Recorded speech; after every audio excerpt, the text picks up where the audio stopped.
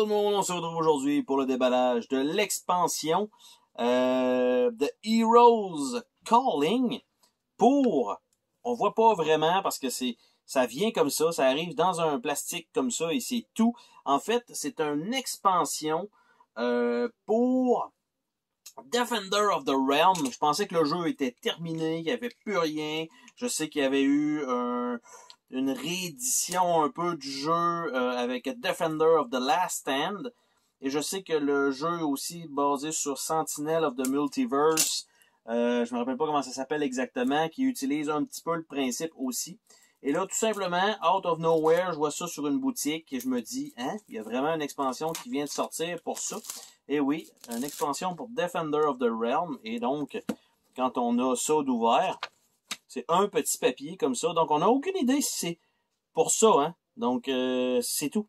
Il n'y a rien d'autre. C'est même pas indiqué que c'est pour ce jeu-là.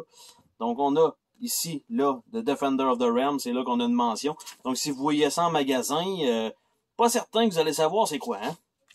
Donc, ceci étant dit, on a des petits jetons ici, donc, qui sont là.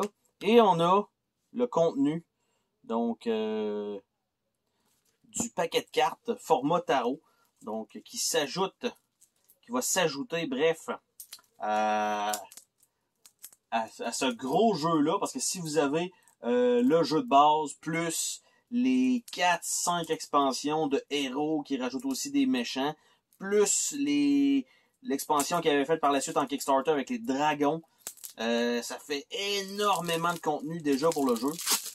Et donc, tout simplement, ce que nous avons ici, dans ça, nous avons le contenu. Donc, il y a des cartes d'habilité qui vont ajouter des trucs comme ça. Tous les héros ont 5 points de vie, parce qu'en fait, c'est qu'on crée un héros avec cette expansion-là. Donc, on a ça. Construction d'un héros, combat, contrôle, mouvement. Donc, tous niveau 1, de ce que je peux voir. Après ça, on continue donc le setup en faisant ça ici. On a Tainted Rose Mini Expansion. Donc, il peut être ajouté de plus. Il y a une carte simplement pour ça. Par la suite, on a ça ici. Donc, le War Status qui s'ajoute en supplément. Et les composantes, on a 8 cartes d'aide. On a 10 cartes pour cacher, évidemment, faire les héros. On a 10 habilités de combat, 10 habilités de mouvement, 10 habilités de contrôle. On a évidemment les compagnons. On a un jeton War Status et une carte. Et on a la carte et le jeton du bateau. Donc, et voilà. Et ça a l'air de ça. Donc, en fait, ce qui est... J'ai comme pas parti avec la bonne carte. Normalement, ça devait être celle-là, et là, j'aurais tourné ça avec les composantes, mais ils n'étaient pas dans cet ordre-là. Donc, ça fait un peu bizarre. Par la suite, j'ai les cartes d'aide. Les cartes d'aide ici. Donc, ça a l'air à peu près de ça. Donc, on a ça des deux côtés. Donc, il y en a quand même un certain nombre. Je suis peut-être un peu trop zoomé, peut-être. Par la suite, on a un paquet de cartes comme ça. Donc, et de l'autre côté, qui sont Ren Cape. Est-ce qu'on a toutes la même chose?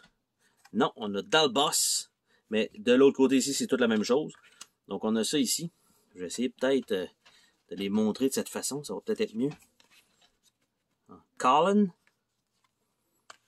On a Souvek. On a Vakgar et Tamaska. On a Bellanor. On a Woku Karasu. On a Hangar. On a Lambegus. On a Sir Frédéric. On a le War Status ici, qui est juste une carte comme ça. Donc, on a ça. On a la carte du setup pour le bateau. Avec le set sail, comment ça fonctionne. Donc, ça comme ça. On peut mettre ça de côté. Par la suite, on a une série de cartes pour ce qui semble être probablement les mouvements, je suppose. Donc, c'est pas indiqué ceux-là, mais on a juste le crest bleu. Super belle carte quand même, bien montrée. Donc, on a ici avec les niveaux. Donc, Fable Legend. On a le Trapper. On a le Psychic. On a le Strategist. On a le Double Agent. On a le Hammerlord. On a le Warlock. On a le Commander. On a le Priest. On a le Raven. Et on a le Fable Legend qu'on a déjà vu. Par la suite, on va y aller avec les cartes de combat, les cartes noires, comme ça ici, avec cet écusson-là. Nous avons le Pyromancer. Nous avons le Dualiste. Nous avons le Pathfinder. Nous avons le Fighter. Nous avons le Archer. Le Cursed Knight. Le Cleaver. Le Cleaver. Le Tracker. Le Ninja. Le Dragonkin. Et on retombe avec le Pyromancer. Et la dernière pile avec le Crest Rouge. Évidemment, les cartes sont toutes avec un petit format tissé, ce qui est quand même très, très bien, pour la longévité du moins. Void Walker, le Pirate, le Traveler, le Cavalry, le Chronomage, le Wolf, le Portal Maker, Spirit Legend, le Three Whisperer, Eagle Warrior, Void Walker. Ah, c'était le premier. Et donc, ça fait le tour de cette micro-expansion. Donc, on a 10 cartes comme ça. On a les bleus et les noirs ici.